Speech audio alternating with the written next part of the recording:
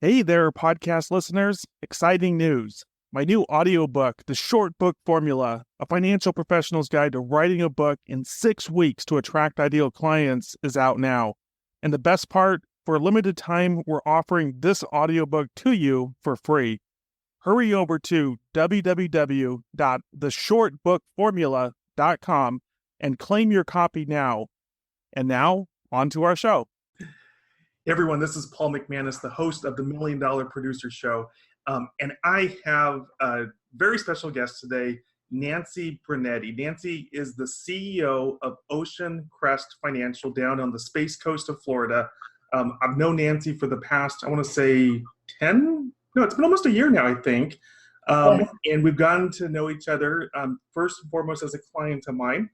And now we're involved in a couple endeavors, but she has such an amazing story, is such an impressive woman. And so I'm so excited to have you today as our guest on the $1 Million Producer Show, Nancy. Welcome. Thanks for having me here. I'm excited. Going to talk about lots of fun stuff today. Yeah, absolutely.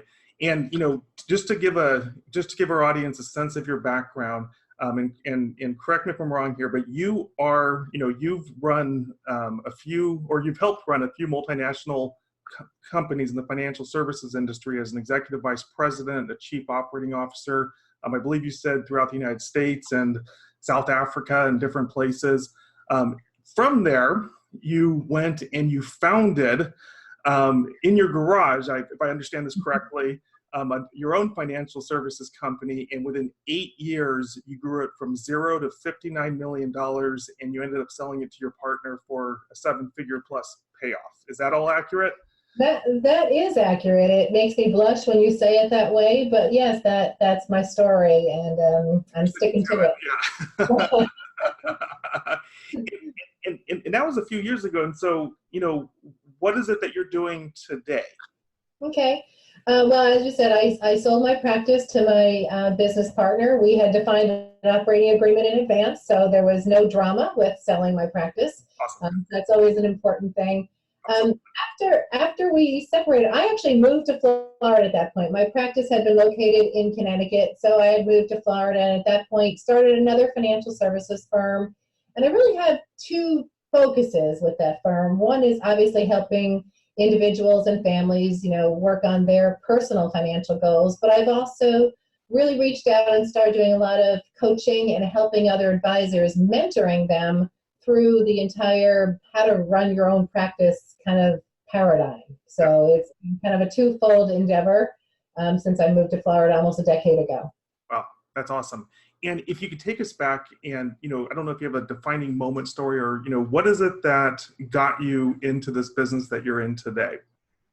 Yeah, well, what really happened was that I had been asked by an FMO that I worked with to make a presentation to other advisors that were also associated with the FMO. And it was a 2-day conference where I got to be with my business partner up on stage, kind of explaining how we manage our practice from lead generation to managing our operations, the sales process, follow-up referrals.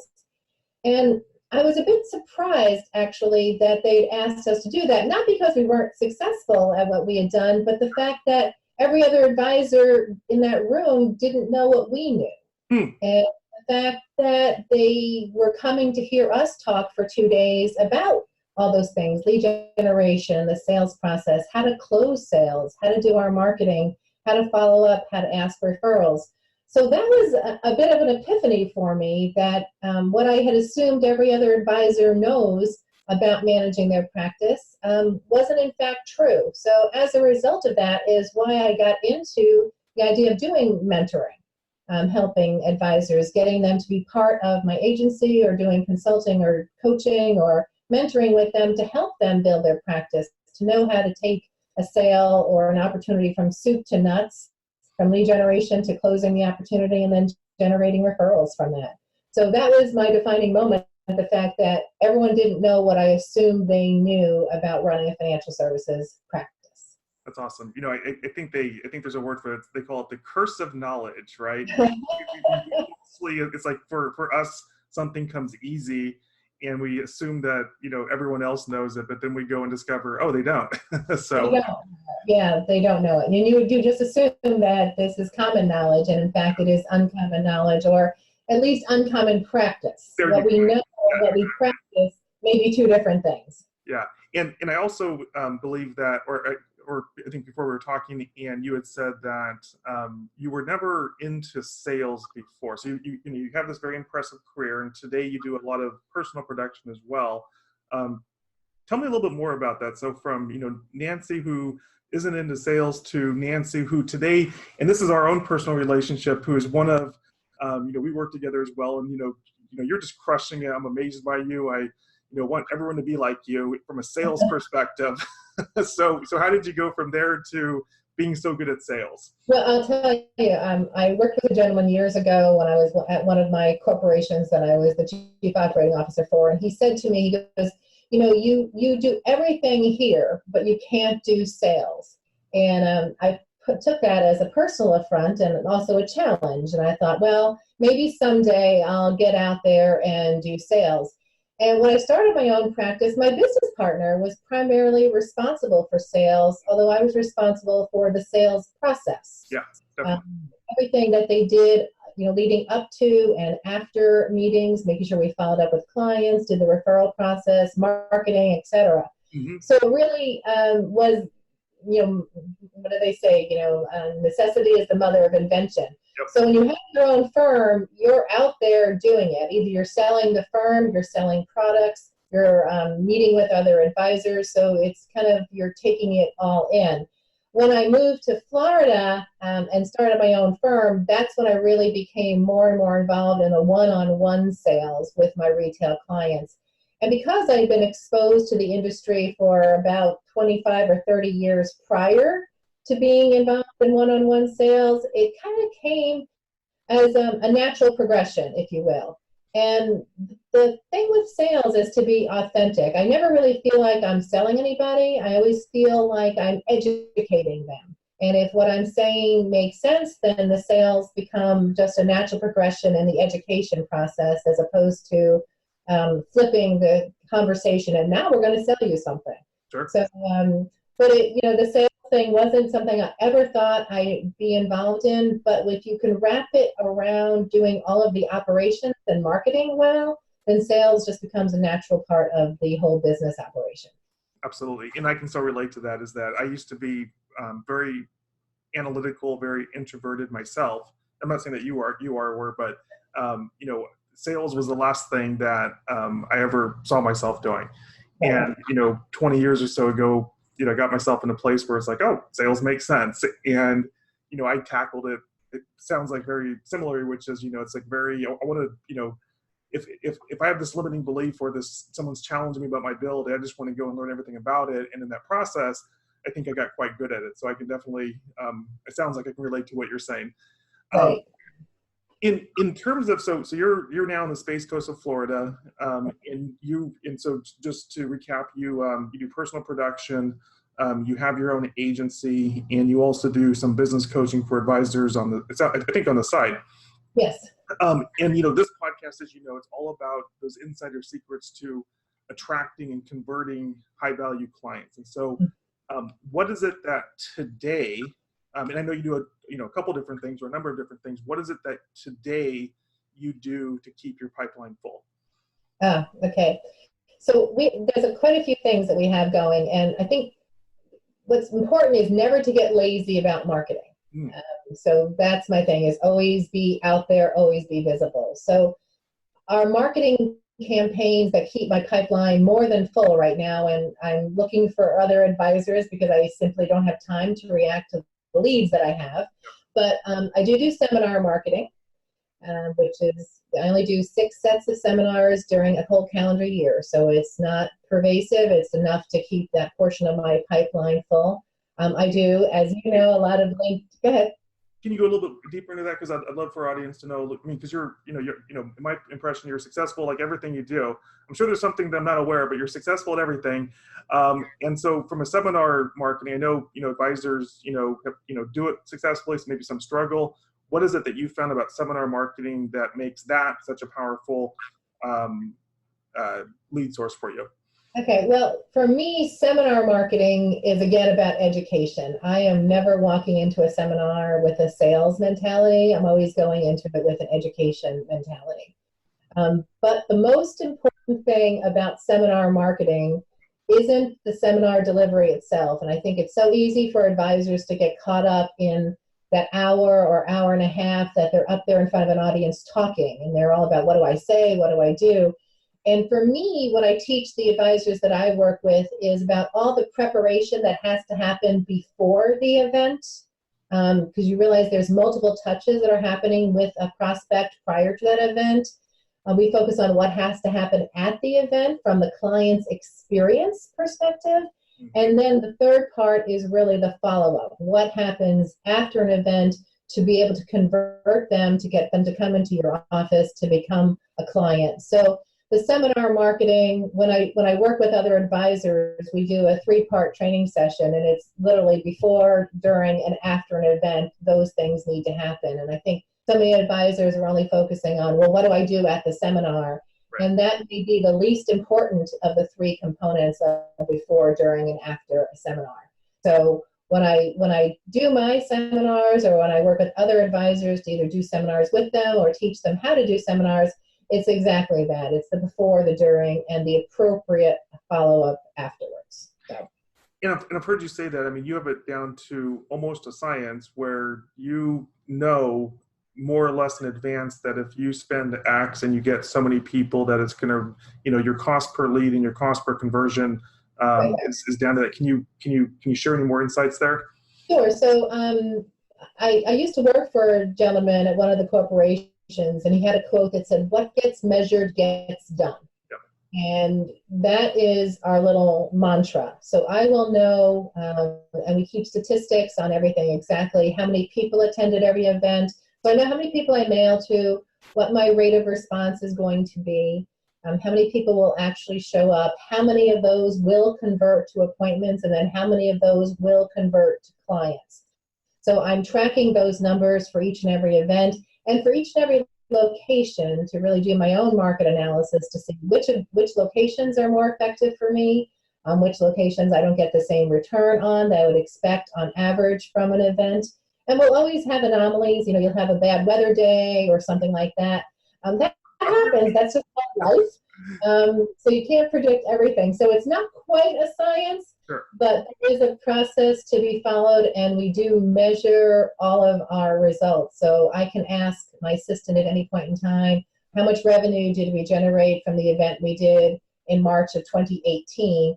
And she'll be able to tell me immediately the names of the clients we generated from that event and how much revenue, what the sales and the revenues were from that event. So. And is there any specific topic, or in terms of the seminar, what are you finding people are most attracted to? So my seminars, we focus on 2 topics, and I combine them into one event because I firmly believe that the 2 biggest impediments to people gaining wealth are taxes and debt. Yeah. And so often I'll have someone who's thinking about retiring, and they come into my office and they'll tell me, well, I can't retire yet because I still have to pay off my mortgage, or I've got credit card debt or student loans or whatever it is. So it really feels to me as though debt is a big issue in our country, and it's becoming larger and larger. So I talk about ways to effectively leverage debt and use it as a wealth builder instead of a wealth detractor. Mm-hmm. And then we talk about the impact of taxes. Mm-hmm. And then we don't factor in where we are with taxes, how much our accounts are going to cost us in taxes, both now and in the future, then I'm not doing my job. So the seminar topics really are about debt and taxes and how they can interfere with or assist you in building your wealth. Yeah, no, definitely. And that's a great, excuse me, that's a great segue into what you and I have been doing in terms of LinkedIn, messaging that we've been using there to attract people. So first and foremost, for your seminars, you're on the Space Coast of Florida, and you're targeting a certain demographic. Since we've been working together with LinkedIn, we we target very specifically aerospace and defense professionals.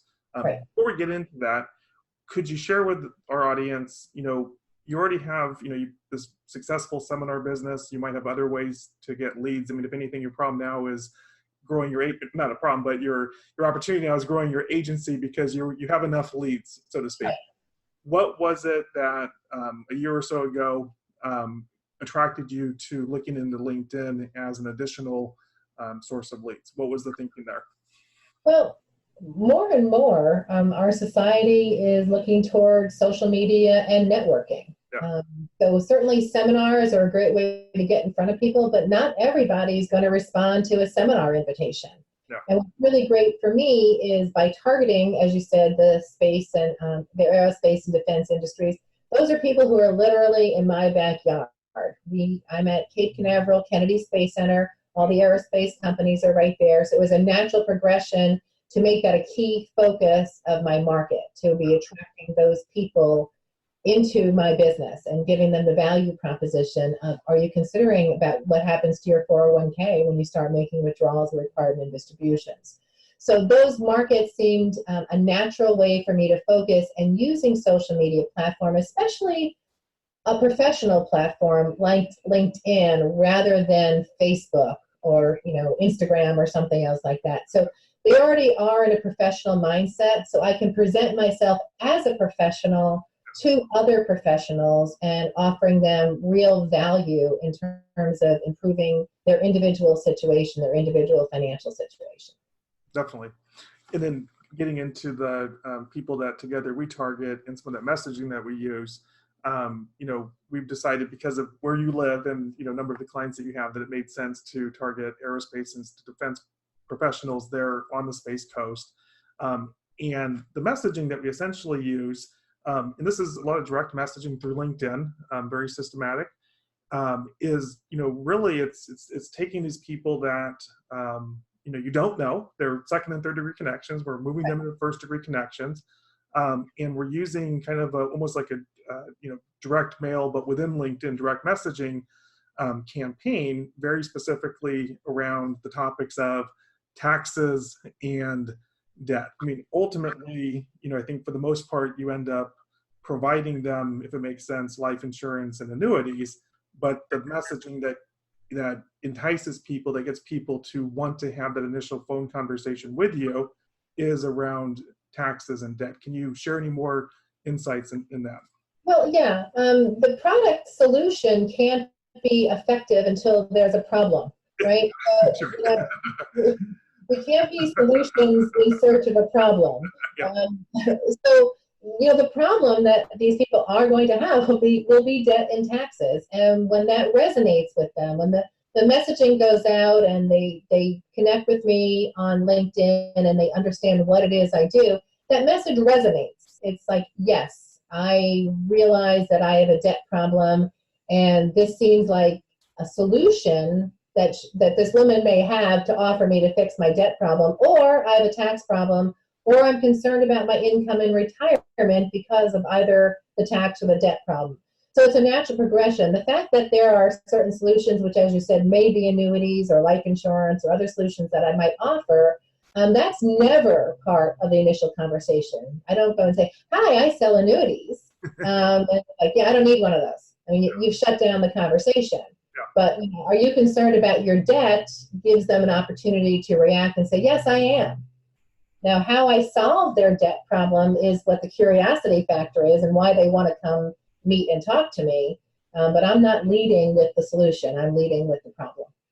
And, as I've said earlier, I think you just do such a stellar job of this whole process, because one of, in all transparency, one of the key differences between, I think, a seminar approach and oftentimes a LinkedIn approach is that on a seminar, people are coming, they have a chance to experience you for maybe an hour or more. You're up there speaking.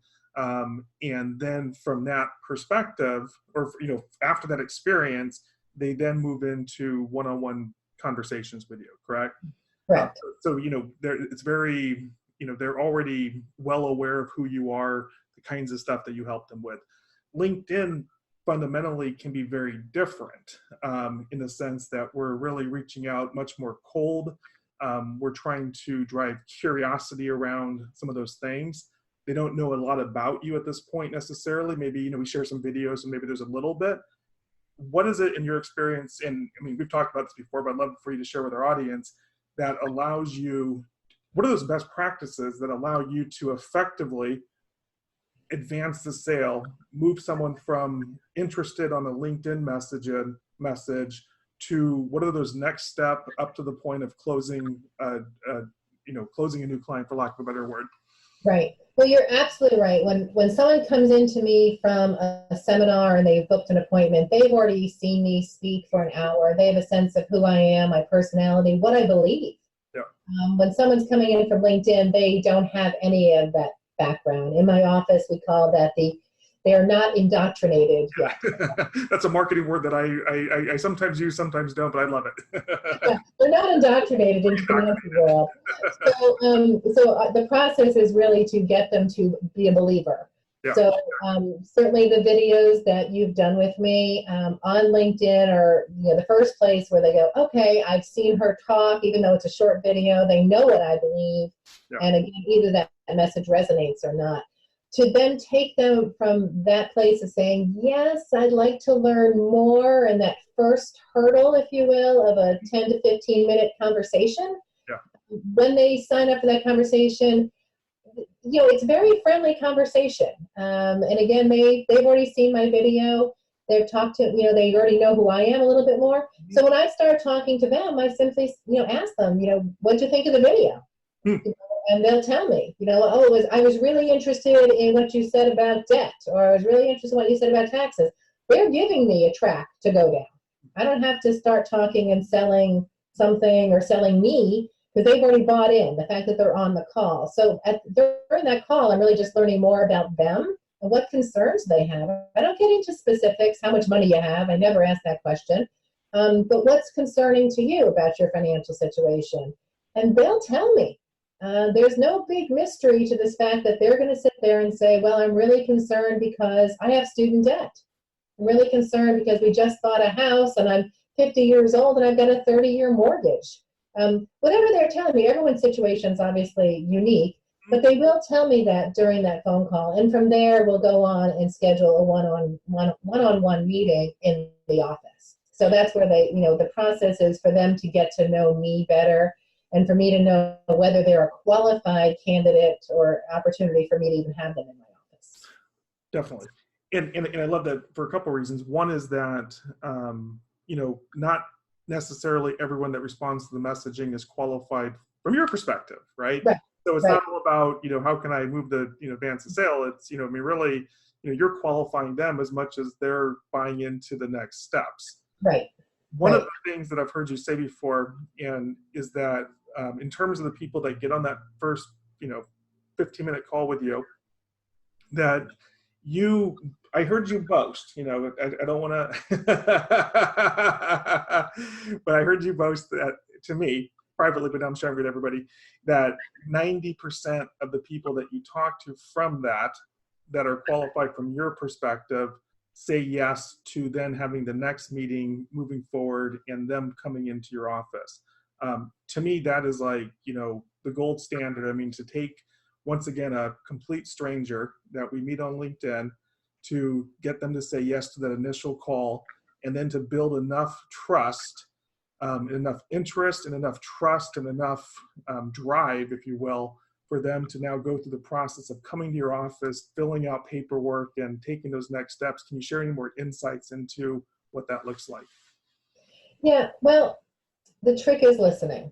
I mean, there's not a lot of mystery there, is that when I listen to them and I ask them questions about their situation, rather than telling them, this is what I can do for you, it becomes about them. So they become the hero in the story, if you will. They become the most important person in that conversation. I'm not the important person there. They are. And so if they can feel that during that call, they're much more likely to continue to share information and to say yes to the meeting.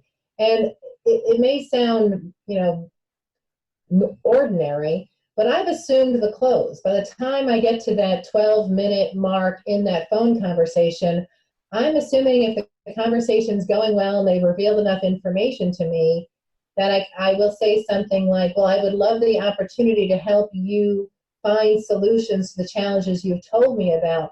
Let's set up a time for next week to get together so we can get into more details. And that's it. And they'll say, oh, okay. And like I said, 90% of the time they're saying, oh, okay.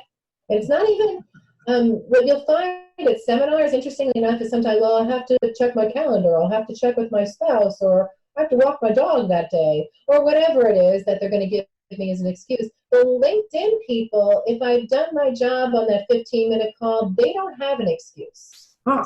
Wow. So they're not giving me a reason why they can't.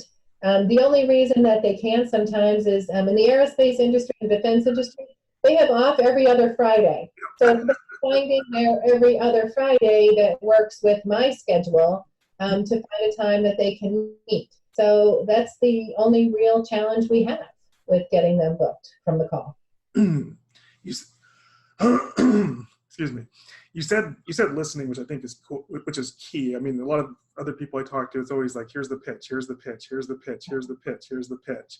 And so I think listening is it sounds simple, but it's fundamental. Right. There's another nuance and aspect that I'd love to get your perspective on, which is, I call it the idea of push versus pull. Mm-hmm. This might just be another way of saying listening versus pitching, but what I think you do exceptionally well, and what I think people are following your lead, is that you're not, I don't know, needy, for lack of a better word. You're not pushing. You're not trying to, sell. Can you add any additional thoughts, perspective, or insights in terms? Yeah, well, like I said, I am busy. I am looking for other advisors because I don't have time to deal with all the leads that we have, and that's a good problem to have. Do not interpret that as a complaint. I am blessed to have the opportunities that we have. So it's more important to me that I don't meet with everybody. Yeah. That everybody is not a qualified prospect, so I don't feel the need that I have to meet with them. Oh my gosh, this may be the only opportunity I come across this week, so I better meet with them. That's not the case at all. So, and a lot of times I'll say to people something along the lines of, well, once you share your information with me, I'll see if there's a way for me to help you. If there's a way for me to help you, I'll be glad to share that with you. If not, we'll shake hands and go our separate ways. But I just want to see if there's an opportunity for me to help you with your situation. Yeah. Okay? It's hard to say no to something like that. Right. It's like, no, don't help me with my situation. No, we don't want help. Yeah. And you do a fantastic job. Starting to wrap up our conversation, thinking about an advisor out there, especially people that are in, selling life insurance or annuities or things of that nature. What is, a final piece of advice that you might have for them? I think it's what I learned at my epiphany moment, which is seek a mentor, seek a coach, somebody you can talk to. Whether it could be another financial advisor in your community. I mean, you may perceive them as a competitor, but seek out a mentor of some type, because for me, I'm always learning. I'm talking to other advisors, some of which are, mentoring and coaching clients, or within my agency or other places around the country. But get input. Iron sharpens iron, and we can learn from everybody. There are advisors who, they'll tell me I'm not very successful, but then they'll talk to me and they'll give me some nugget that I'm using next week at a seminar. So the idea is to have somebody, a mentor of some sort, that can help you through all the components of your practice. I know with people I work with, it's from lead generation all the way through to closing the sale. I actually work with my advisors to help them all the way through to closing the sale. So it goes from being conceptual to being practical, hands-on practical solutions. And I think that's what every advisor really needs to grow their practice. Yeah. And I love that, because I think there's, to me, it's always a process. And I love that you're process oriented. It's not just how do I, everyone has like their thing that they think they need more of. I need more leads. I need more leads. And then they get more leads. And it's like, okay, I need to be able to close better. I need to be able to close better. Right. I need better follow up. I need better follow up. And so there's Right. always a process. And so it's thinking through that whole process, which I know that you do incredibly well with helping people. Yeah. For an advisor watching this, potentially that's interested in working with you, whether it's, can you share a little bit about those opportunities, whether it's as a business coach or your agency? Yeah, it certainly, everyone has a unique practice. So it depends what their current affiliations already are. We're not necessarily looking to be disruptive to those relationships.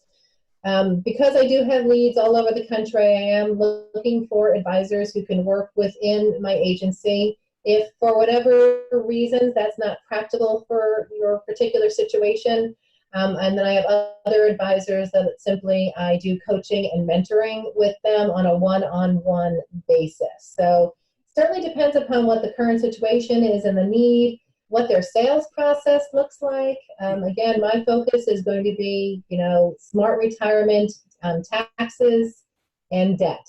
And if that makes sense to you, it certainly is a differentiating factor, so we don't sound like every other wealth advisor out there. And that's where the value proposition comes in, and that's what attracts clients to us. Instead of me needing to pull them in, they're already attracted to it because it's a different message. Yeah, fantastic. Thank you so much, Nancy, for your time today. We're going to include links or information as part of this in terms of how to reach out and contact you if someone's interested. But once again, thank you so much, and for sharing your insights and wisdom and being such a great role model for what's possible for people. Great. Well, thanks to Paul. I really appreciate it. Had a great time. All right. Bye for now.